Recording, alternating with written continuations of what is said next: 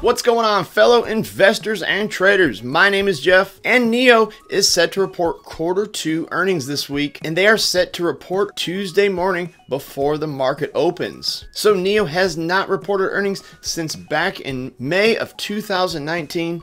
I know there's a lot of anticipation surrounding this next earnings report, where this stock lost nearly 70% of its value in just a 2-month period. So what we're going to do, guys, we are going to do a Q2 earnings preview. But real quick before we get started, I have launched my stock market course, Trade Alerts Pro, and I just got it launched this morning. And again, just to briefly go over, I'm going to make a more formal video to use here on the channel. But every time I make a day trade or swing trade, every time I buy or sell call or put options, every time I short or cover on a short sale, or I add to or sell a long-term position, and just as a bonus, anytime I buy or sell cryptocurrency, you will get an alert through this course. Then it's also geared towards developing and educating people further in the stock market. And so if you want more dedicated one-on-one training in a particular area of the stock market, or if you are very new and feel like you need to be built from the ground up, pretty much wherever your level of knowledge is, we can kind of take the bull by the horns and guide you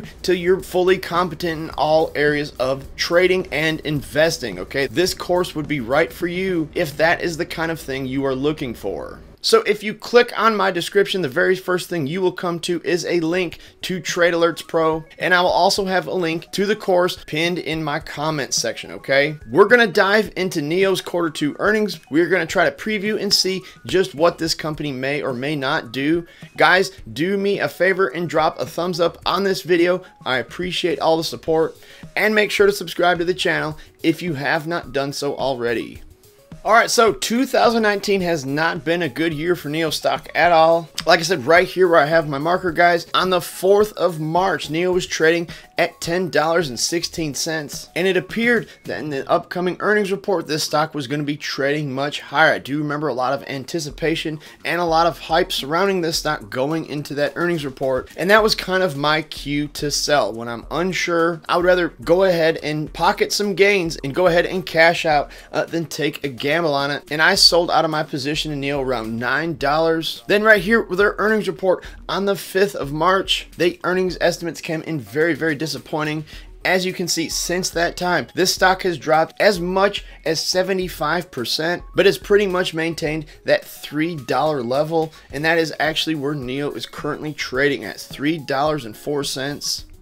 Right at the end of June, NIO was trading in the 340 to 360 range, and it has made a pretty solid recovery from that time. It's actually gotten as high as $3.89 and has traded itself back down since then. So what we're really looking for on this upcoming earnings report is strong EPS and of course strong revenue numbers. But guys, what we really want is strong forward guidance. Okay, we want this company to be pointing up much higher with some kind of proof that automotive sales have recovered and are moving back in the right direction. Otherwise, I'm afraid that NIO will continue to trade itself back down, and this stock will become even cheaper. At some point, you might even think this company will have to do a forward split to make each individual share more valuable. But at a $3.12 billion market cap, you would like to see these shares trading over at least $10 or $15 a piece. Keep in mind, even if a company does a forward split, that does not mean your shares you buy here at $3 are going to be valued more. They will actually have the exact same market value. Anyways, I'm getting way ahead of myself. The company has not released any information about that. That is just pure speculation that I have.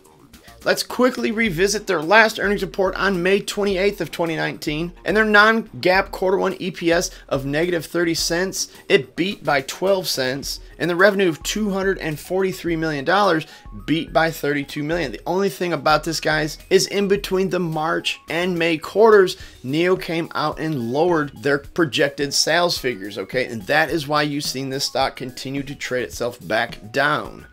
Then back on August 15th, there was news too that they were hit by the departure of co-founder Jack Shang, a former Ford executive who often served as the company's international face. The stock traded up about 2.8%, and then I do recall it trading itself back down shortly after this news. Then on the 5th of September, NIO announced $200 million private placement of convertible notes. So it entered into a convertible note subscription agreement with Tencent and Bin Lee, chairman and CEO of the company. So basically, guys, NIO issued $200 million of these convertible notes through a private placement wherein Tencent and Mr. Lee will each subscribe for $100 million of these notes, and those will be split equally into two. Now, on this news, NIO traded up 6.4%. And that takes me right here, guys, to the 6th of September, where the stock traded itself from around $2.90 all the way up to $3.26. So it was about a 10% gain on that news over the course of the next couple of days, but as we all know, has traded itself back down in the meantime.